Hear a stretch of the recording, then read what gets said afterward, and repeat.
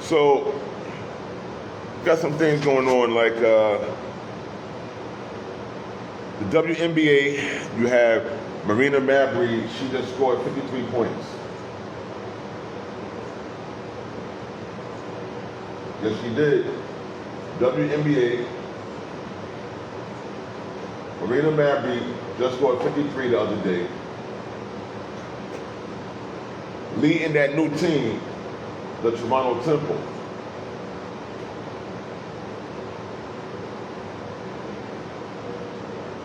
This was crazy. They blew out a Los Angeles Sparks team that did not have a Kelsey Plum. First of all, Kelsey Plum was playing. I think that things would have been a lot different. Not saying that Marina Mabrey wouldn't have dropped 53 on them the way that she did, but if Kelsey Plum was there might have been a little bit more ball distribution and ball handling that would have kept the team, under control and gave them more of a balanced attack and put them in a position to at least make the score more decent, respectable, because they didn't have a whole lot of ball distribution. You had 8 points and 5 assists. 8 points and 5 assists for Erica Wheeler, because Erica Wheeler didn't have a girl there, Kelsey Plum, to be able to distribute. The Nneka Ogwumike, she dropped 21 and 7.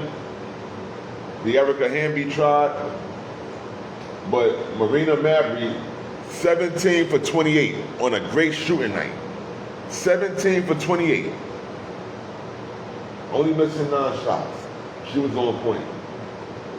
That's over 50%.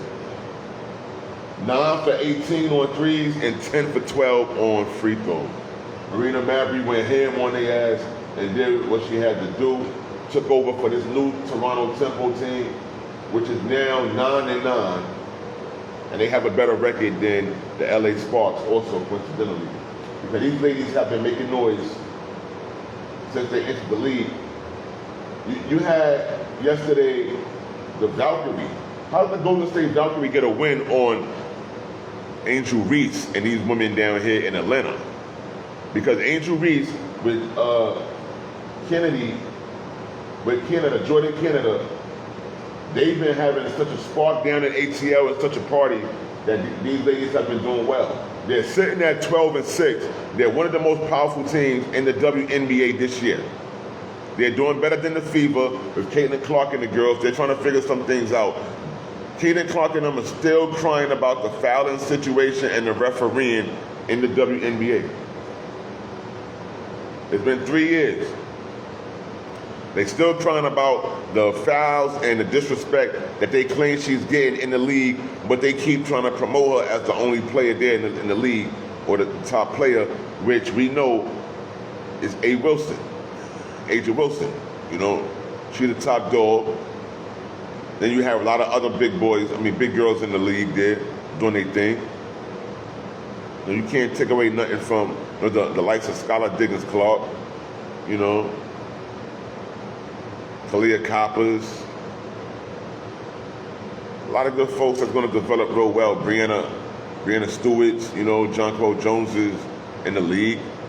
We want winners, but somehow Caitlin Clark and the Fever, they've been bringing up that they've been getting bullied or pushed around. Certain teams are doing things. They had a game where the Phoenix Mercury played against the Indiana Fever, and the Fever lost, and the coach was going off in the conference. in the talk afterwards, the post-game conference, and she was saying that they are tired of it. They've been going through it a lot. It's 3 years. It's a tough league. You guys have to have a tough identity. You have Aaliyah Boston over there, and now you have also at the same time, I believe Raven Johnson is over there on this team. So this gives them some kind of identity or stuff that they can do to be able to play, because I'm pretty sure that these girls, being Dawn Staley babies, they know what it's like to play physical and go out there and to ball out.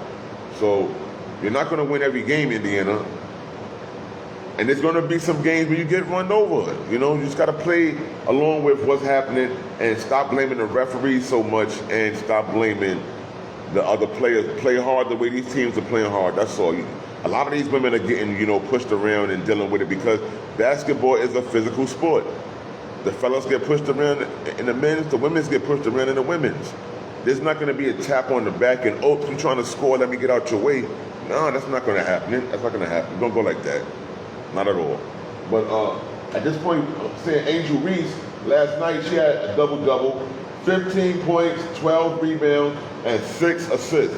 6 assists to go along with this. That put her in a good position, 7 for 8 on free throws, but 4 of 11 on shots.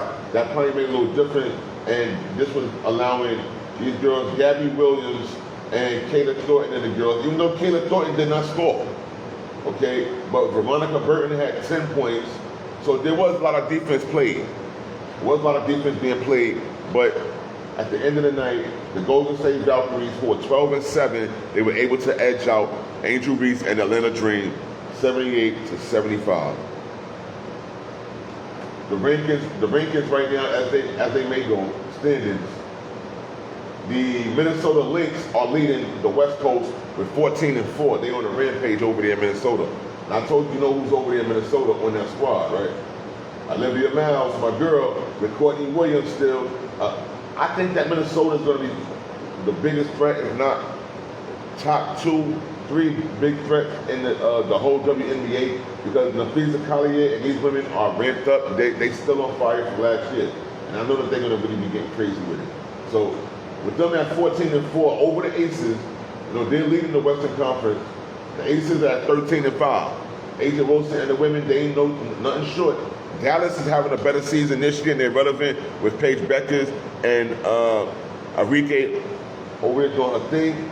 Shout out to Arike. I love to see her play. If you haven't seen her play, something wrong with you, for real. But on the East Coast now, we have the Dream and the Liberty. 12-6 for the Dream, 12-7 Liberty, and the Fever at 10-8. This is big. This is big because these teams right now, they're crunching, they're smashing, and they at a good point of the league where they can really make differences. And I'm glad the Liberty found their rhythm because early on the Liberty was struggling a bit. We had some injuries and some stuff going on, but now we're getting to get this chemistry flowing because we done lost pieces that we kind of needed and could have used. But now we moved on. We have Benai Jelani Hamilton and some of the ladies over here, Vanderloo and Leonie Fibich, doing some stuff that we need them to do. And I want to congratulate them for what they're bringing to the city of New York and the WNBA. So, thank you. Please watch the WNBA and show love, y'all. Blessings.